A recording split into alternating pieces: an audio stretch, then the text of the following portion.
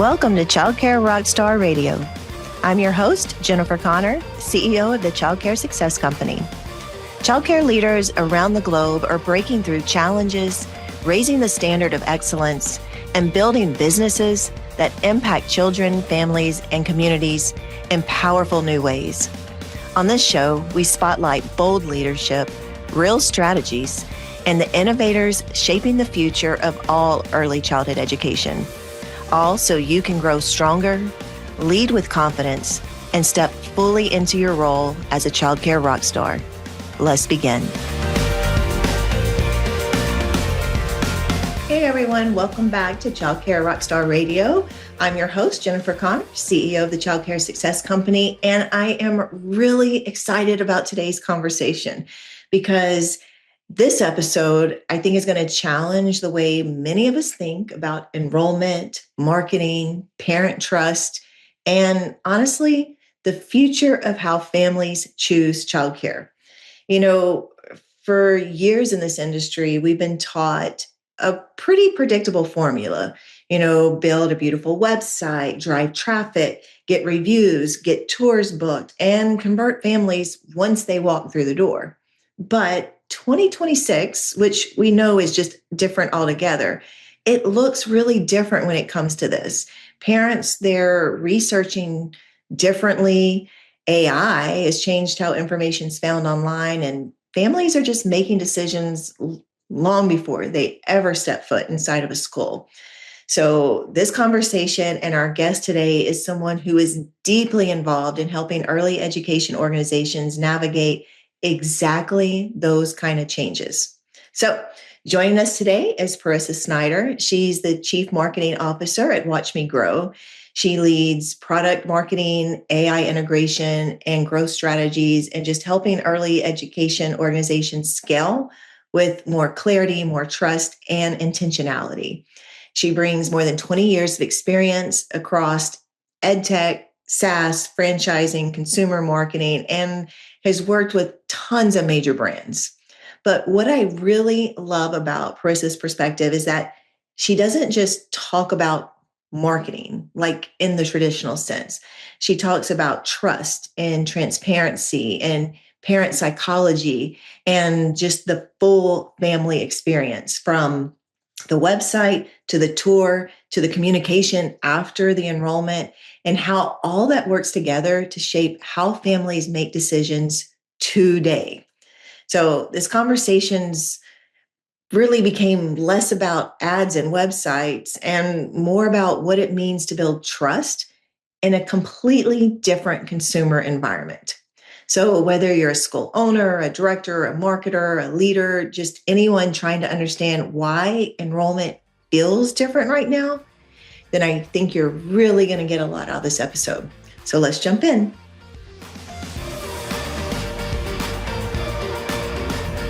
All right, welcome back to the show. I'm your host, Jen Connor, and I'm so excited. I have Parissa here with us. How are you doing, Parissa? I'm great. Thanks for having me, Jennifer. Awesome. Where are you coming to us at today? Where are you at? I'm coming from my home office in Baltimore on the East Coast. Baltimore, nice. Very different than down here in the South. So I'll have to go explore that area one day. I've never been. It's a great town. I'll come take you out for steamed crabs, and we're a steamy 95 degrees today. So I'm with you in spirit in New Orleans. It hasn't quite got 95 here yet. It's weird. We actually have a spring this year. It's not gotten super hot, but I know it's coming. It's coming, and we're going to be very steamy later. Yes, you do. That's one guarantee you have down there in NOLA. All right. Well, I am so glad you're here today, because we had the pleasure of having you with us in New Orleans in January, and I got to hear you speak on a lot of just industry trends and AI and marketing and search results. And it was just so much information that I wanted to have you here on the podcast to just break it down and talk with our viewers and our listeners about really what's going on. Because I think when you look at everything in 2026, this conversation becomes much bigger than just marketing. It's really about changing or noticing that parent behavior has changed, consumer behavior, like overall, how we buy and research and look at everything has changed. And I think a lot of our owners and listeners, they're still stuck between, do we do things like we did 3 or 4 years ago, or what are we supposed to even be doing different from 2020 in 2026? So from your perspective, what do you think, or how do you think families are showing up, and what are they doing? Like, how are their behaviors in looking for childcare centers different in 2026? Yeah, you make a great point. Marketing doesn't just live inside of ads anymore. It's not just a clickable, display ad on a website or on Meta, on Reels. It lives inside of their experiences from the moment they start looking, long before they ever give you a call. So they're increasingly getting answers before they ever visit your site, Claude or ChatGPT. That's kind of the obvious one.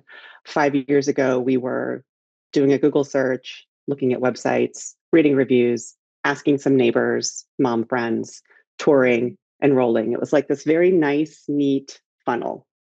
And you could almost tell it like a story. You knew what was going to happen. You knew what the next step was going to be. And now people are asking questions of chatbots. They're looking at AI summaries. They may never be coming to your website. There's a new phenomenon called zero-click searches, which means exactly that, 0 clicks to your site. So Wow. if you're a business owner, you might be seeing Google Analytics numbers trend down, which can be alarming, but don't be alarmed. It's because people are looking in other places. And now that nice, neat funnel of decision 1, 2, 3, 4 is this messy back and forth and back and forth. Yeah, because I've been in childcare, and I bought my first schools in 2005, and you are absolutely right, very predictable. And we learned, have your website beautiful and perfect, and make sure you get ranked on Google and you get your reviews and you drive traffic. And we're constantly looking at that. And it was a very predictable system. So I can imagine, hearing that. And of course, I heard you say it in New Orleans. So I'm not panicking right now. We've gone down the rabbit hole and really have been uncovering this. But if you're not paying attention, then yeah, I think that would be very concerning to all of a sudden not have that website traffic show up anymore. So Yeah. how are how are they knowing then if their website is working, if you want to call it, working, because we don't have that measurable click that we're tracking? Yeah, yeah. This is really important. The point to remember is that lower traffic does not always mean lower interest. So if an AI summary answers your questions directly, Google is increasingly keeping their users inside of search, but they are still linking and sourcing every piece of information back to your website. So if your website traffic as a metric on its own, it's a little bit yet less useful. What matters more for you to know and understand if there's demand is conversions, of course, conversions on Right. your site to booking a tour or contact me with information, the number of booked tours, the number of booked tours that show up. We all know that no show tours just are a good indicator that maybe the quality of that lead wasn't that great. And we need to Right. find people who are either more ready to purchase or people who are a little bit further down the purchase path, and direct inquiries. So it's easy for me to panic when traffic drops. Our families still choosing us. So we've got to go lower down into that old funnel and Mhm. see how enrollment metrics are tracking. If they're starting to trend slowly upward, then yes, your website is working. It's just not getting as much traffic because people are arriving there with much more information. So if parents are going to ChatGPT or to Claude or Gemini, Google, whichever their preferred method is, like, how are they ensuring that? And if that's where they're searching instead of searching on the website, then how are we getting our website information into these AI searches? Yeah, AI summarizes everything that's on the internet. So it's pulling in from your website, and the old SEO tactics that we used are still really important, the AEO, engine optimization, are some of the points that I shared with your team back in New Orleans. So here's an example. If your website says, we provide a nurturing environment, which is a very good, perfect thing to say, it Mhm. doesn't really teach AI anything. Instead of that sort of more copywritten headline, do a more detailed alternative. For example, our teachers average 8 years of experience. Families get daily live updates through our app, and we maintain this accreditation. And then here's our philosophy, bullet it down. That is a very specific metrics answer to a question of what are you all about. We provide nurturing environments. It's still fine to have there, but you've got to go deeper into the details. That's what AI wants to pull out. Yeah, for some of them listening, that may be a completely new term. AEO, like we're so used to, like, we know what SEO is, but AEO, answer engine optimization.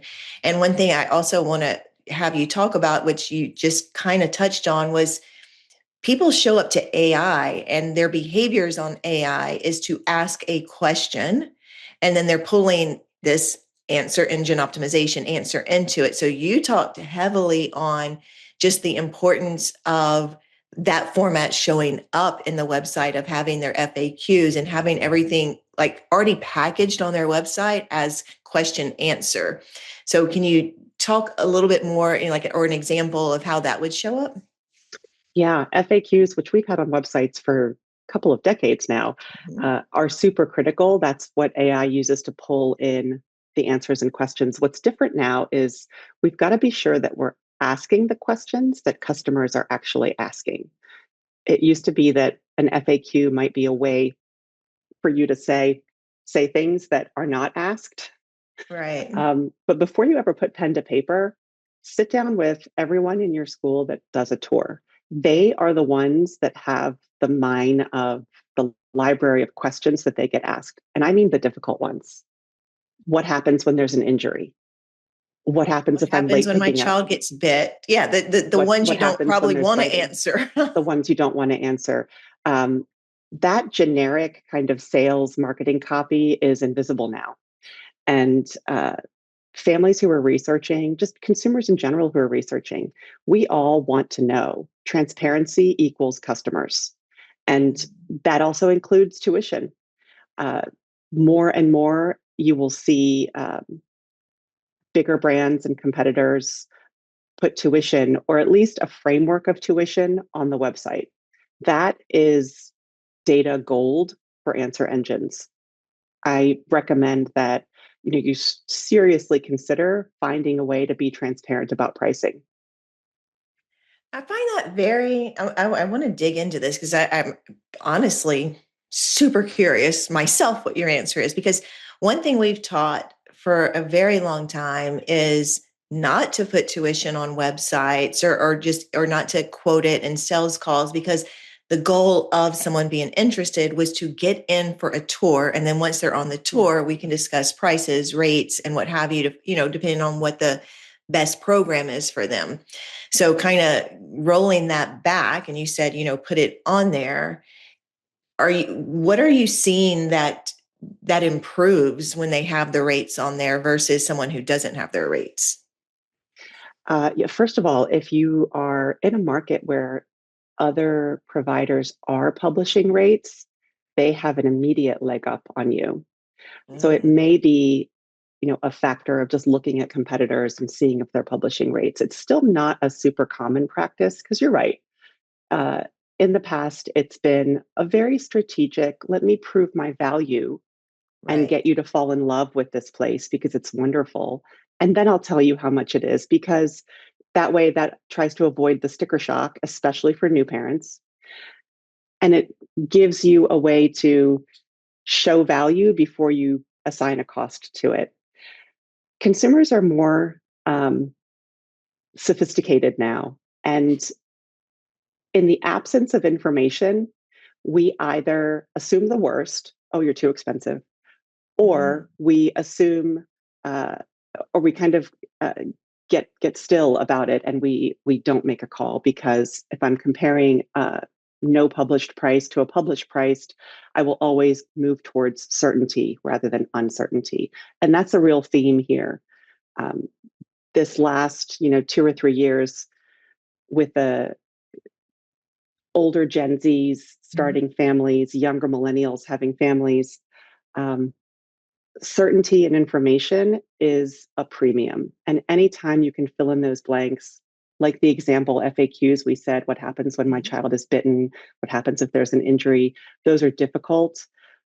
The companies and brands that are willing to address the difficult things, they instill and nurture confidence in consumers. And confidence and trust is what we're selling. Okay, I'm processing this because I mean it actually even changes a lot of how we talk about this with the clients that we work with or in our community, and it makes perfect sense because I think kind of the underlying theme of everything we've talked about this year, in podcast and in our content and our live meetings, is that 2026 does feel different. So there is new things we're teaching, there is new ways to do things. And in the absence of information, I'm going to tell myself a story. And I was Yes. picturing myself all through your story, like as a parent, I'm Mm-hmm. Googling and I, have AI pulling in this, these reports they make, right? And they'll make these beautiful reports comparing childcare centers 1, 2, 3, 4, 5. And if mine is missing something that the others have, then yeah, I'm automatically off the list. And it doesn't mean that I don't have it or I don't have a rate that's Yes. competitive or I don't have even unique value, right? If I'm not listing all of that and it's showing that other centers have it, then I'm automatically off the list. Yeah. Yeah. Wow. And the other kind of extreme transparency mindset is, if you are doing your competitive analysis in your market, which you should be doing every quarter, a Mhm. couple times a year, and you see that maybe your tuition is on the higher end, address it. Make that one of your FAQs. Why is your tuition higher than other centers in the area? Here's why. These are the accreditation, our teacher tenure. We give our teachers benefits. We pay more. You don't have to worry about teacher turnover the second day of school. These are things that conquer the fears that consumers have before they ever pick up the phone and talk to you. I love all this because I was actually very curious. I was going to ask you, well, in the absence of people visiting the website, which we've historically used to build trust, how are we building trust when AI is the only one giving answers? But I think we've uncovered all that. It's transparency. It's addressing head on, things that we may not normally talk about. And of course, all of this is compared with the people in your area. So what are they sharing online? And making sure that your value or why you're more expensive or Mm-hmm. any of those questions are showing up, and that's going to be how to build trust, unless I'm missing some golden pieces that you can add to that. But I think it's transparency, right? It's transparency, and it's the gold standard is you're going after trust before they ever walk in the door. When they walk in the door, you're looking to get a different kind of trust. Um, I see some common missteps that um, operators might make, and the biggest one is on a website. Don't talk about yourself. Don't talk about the new facility, the new playground. The photos, the tour gets that. You want to talk about your customer. Talk about safety, communication, transitions, one classroom to another when they move from threes to fours. That's scary for parents. Are they going to be okay? My child is still potty training. Is she going to be okay? Um, Teacher stability. We know that when there's teacher turnover, that is a point at which families will disenroll, because if that classroom teacher is not going to be there anymore, that's a reason for me to leave. It's going to be a painful transition for a new teacher in the classroom. I might as well go to another school. The emotional well-being of parents, especially new parents, leaving their precious little one with you. Those are things that you should be talking about because they center around your customer. Marissa, I feel like you have my show notes somewhere because my next question was, what are some mistakes you see centers making digitally right now? Look, and you went straight into that one without me even having to ask. I mean, AI is such a game changer, and it does flip our mindset from what we used to do. And not that we were doing anything kind of behind the scenes or behind the curtains, but we wanted this like showcase ready, Mhm. beautiful piece of attractive Yeah, marketing that made people curious. And I yeah, think that was the biggest point is we were trying to create that curiosity that said, "Oh, I've got to call them. I've got to come in for a tour." And now we're saying like, "Hey, like we lifting the curtain. There's no more curiosity. Like, let me show you." that's it. That is it. I think you nailed it really well. It used to be like a curated family portrait on your wall of your Hmm. business. This is our smiling staff. This is our beautiful building. This is our great playground. And now it's let me show you everything that happens. Sometimes things happen in this building that are bad, but they're totally normal. Children have conflict, and we teach them through it. Um, Children bite. We know we're professionals. We know how to take care of this. So just the fact that you're able to address it demonstrates what a professional you are, demonstrates that you know that this is going to happen because you've been doing this a long time. And it demonstrates that you trust that customer enough to let them in and show them everything. Mm. There's that word trust again. So now trust is a two-way street. It's It's not a two-way just street. we want you to trust us. It's now I trust you enough to see inside. And I was picturing that, that curated family photo, and I'm like, no, now it's like I just Yeah. crawled out of bed, no makeup on, and like here's the real deal. This is me. Like here's the real us. I trust you enough to see us this way, to know this about us, to have this just transparency. And yeah, I think that's the real win here is that again, there's so much information at our fingertips is that trying to keep things behind that curtain, it's just going to actually the opposite. It's going to be distrust because what are you hiding? Yes. Yes. And I mean, that goes into a danger zone, but this is a very uh, evolutionarily hardwired thing about humans. There's a famous experiment from the 70s called the still face experiment, and it involves babies. And I think everyone in ECE has probably read about this at some point, but it essentially demonstrated it had a room full of caregivers and babies, and maybe they were parents and babies, and they were just kind of interacting normally with infants, just being observed. And then suddenly the parents were told, instead of doing that regular, smiling and cooing at your baby, just maintain a neutral expression. Don't be warm, don't be cold, just stop responding. When baby comes to you, stop responding. What they found was immediately the babies became distressed, and they would do everything they could to restore that connection. Um, this matters in this business and in really any business where trust is so important, is that we all need responsive feedback to feel safe and secure. um, that's why your team will have a CRM app and send photos and reports and post nap and post meal reports every day. um, it's not too much information. It is fulfilling that very deep human need for reassurance and connection when someone we love, our child, is out of sight. And this isn't new. This is, this is since before the dawn of time. Um, Technology just gives us a way to shorten the loop of reassurance. So you don't have to wait until you come pick up your child, like I did when mine was little. I could know that all throughout the day. Well, and I think that's a perfect example. We're as childcare owners, we completely understand once a child is enrolled, the way we're communicating with the parents, the way we're letting them see behind the curtain, the way we're transparent with them, Yeah, the way we send information through apps and pictures. And they didn't eat their peas for lunch today, but they did, yeah, through their bathroom habit to everything. So we're yeah, very used to that. But then we put on our marketing hat and we're like, okay, I got to be somebody completely different now when I go market myself.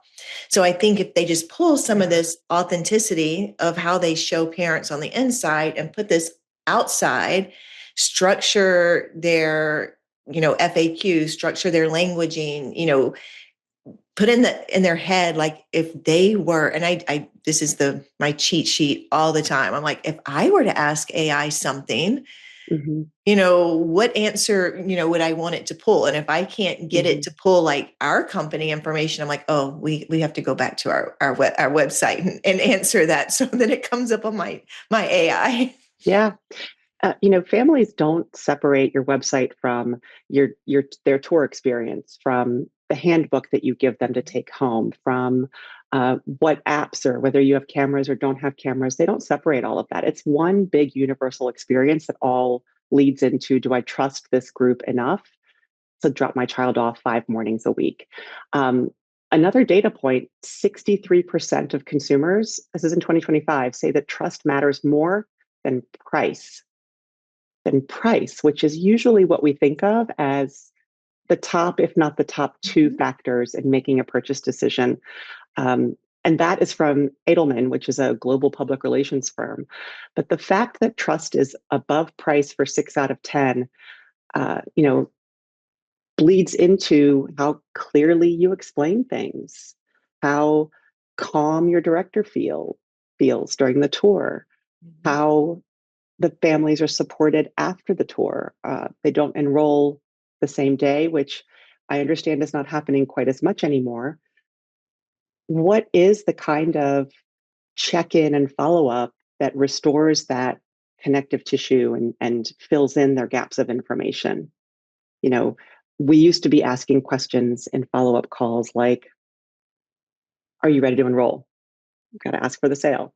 Or are did you like what you saw? Did you talk to your husband? Now we should be asking questions like, did anything you see worry you? What's Mm. your hesitation? Is there anything that I showed you that you think is not a fit for your family? Let them say these things, because you know that we're thinking it. There's always going to be things. If I didn't enroll in the moment and I'm still unsure, I absolutely have some things in mind that maybe are not fitting for my family. Ask me and I'll probably tell you. Oh, those are scary questions. Like They are sometimes scary. we just want to pretend and that it's not Yeah. anything we've done. But Mhm. I love that. And there's a level of vulnerability for a center to ask that. And then it's always a chance to improve. But so on one hand, it's great. It's a great enrollment technique, sales technique, if we want to Yeah. use that word. But it's also a good insight. And it could be something not scary, right? That can now Sure. live on your website. And it's just great general information. I love those deep, deep questions. Wow. Yeah. They're wondering these questions. Parents that are touring are mostly silently wondering, is she going to be safe? Do these Mhm. teachers care about my child? Will I know what's happening? If she's not having a good day, am I going to know? And if so, how am I going to know? And when am I going to know? Will someone tell me, if something's going wrong? If yes, how quickly and when will I know? We should be able to answer these questions before they're asked. Or if we're not sure that we've answered them, ask again. And this is such a powerful conversation. And even kind of going back to what you said about, they will choose more on trust versus price. The whole time you were talking, I was thinking in my head, like, of course, as consumers ourselves, we do this all day long when we're making an investment, or, spending a substantial amount of money in something. We'll default a lot of times to the name brand, even though if it costs more, because we trust that it's not going to fall apart. It's going to do what it says. It's not going to have glitches or, whatever it is. Um, we trust that. So, yes, I do think trust is higher than price all day long, and they're going to look at them side by side. So, trust is just now we're all back to a whole nother topic of how are they building trust with, building their brand and answering these questions, but they go hand in hand. And I think this is a good, solid place to show up transparently and answer them. Yeah, this has been great. I want to shift and zoom out before we run out of time because I'm really curious because I know that you talk to a lot of schools, a lot of operators. You're very plugged into trends and what's going on, and we've talked about several of them throughout this podcast. But I want to future cast here and see what's in your head. What do you think, Okay. or what do you know? Maybe like that one or two major shifts that are going to be happening in childcare industries over the next few years that we really should be paying attention to now. Is there anything like you see kind of coming down the pipeline that may need to change what we're doing right now? Yeah, look, I don't purport to have a crystal ball, so all I can do is tell you what I observe, and tell you what the strongest I operators won't hold you that accountable I to know. it. No crystal ball Okay, needed. but I think that starting now, um, consumers are not going to reward only the businesses with the biggest ad budgets. Um, they're going to reward the businesses that reduce uncertainty, make a huge and visible effort to build trust. The ones that have the have trust in mind in every step of the experience. So I'm talking to you as a potential customer, but I'm also telling you about our staff and how we support our staff, not just that they're great and that they stay a long time, but here are the very specific things that we do to support our teachers. I'm also telling you here are the things that we invest in our school in order to make sure that you never have a doubt that everything is okay. And if something goes wrong, you know immediately.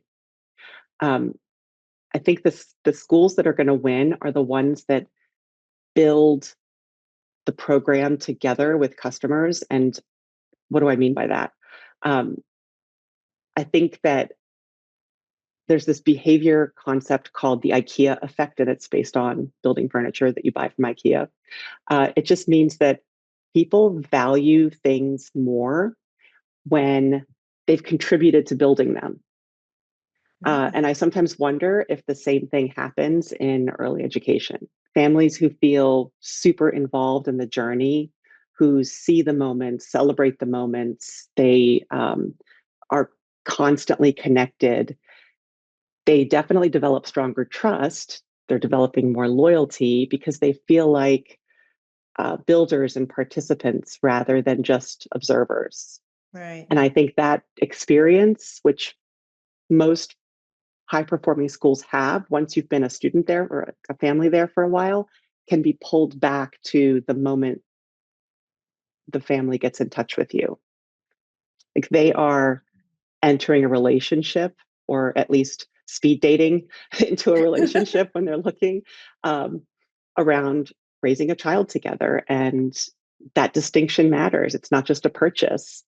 Um, they want to feel involved in the entire experience. So if you're going to tell them we're going to give you generic updates that are, form fills, or you're only going to get incident reports, that's not that's not connection that helps build together.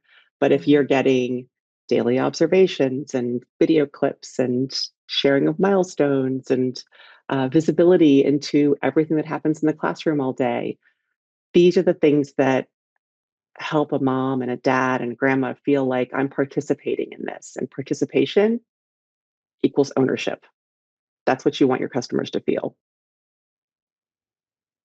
I love listening to you say all these things because I feel like in the Child Care Success Academy and even in our meetings and different things we've done, we've talked about this for years, but we've almost talked about it as here's something that makes you unique and different. How you have this relationship with families and you have a unique value and you have a parent advisory board and you send them communication and it's been something. I don't want to say something extra, but it's been like this sets themselves apart. And it sounds like this is almost becoming like this is baseline. Like Yeah. now this is expected. is something you need to do. So if you hadn't got it before, like now's the time to definitely take this. But as always, everybody we're talking to and working with, we want them to elevate that. So it'd be like kind of catch up and then like, okay, now let's elevate that to really doing something truly unique and different. So I love that it all just comes full circle. So thank you for sharing that. But I won't Pleasure. hold you accountable to a crystal ball, I promise. Okay. All right. Unless I'm right, in which case, please, by all Then means. absolutely we'll say she predicted it. It Yes. was yes, so you're right 100%.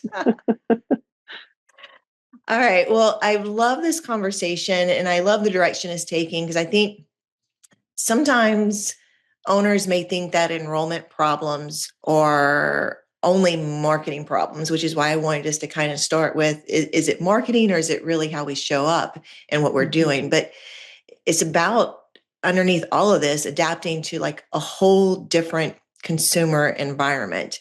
So I hope as you're listening and as you're learning that you're taking notes or listen to this podcast again because there was gold all throughout this. But before we wrap up, I do want to bring up because you mentioned when we were talking that you had a free guide for our listeners. So I believe it's called How Families Choose in 2026. Am I right? That's right. It's a marketing guide for childcare businesses, and Ooh. it's just full of things you can do starting, Monday morning. I love that. I actually downloaded it yesterday, so I can stand behind this. They Yep. definitely want to download this guide, and then we'll put below this video. We'll put all the information where you can go and get this report sent to you.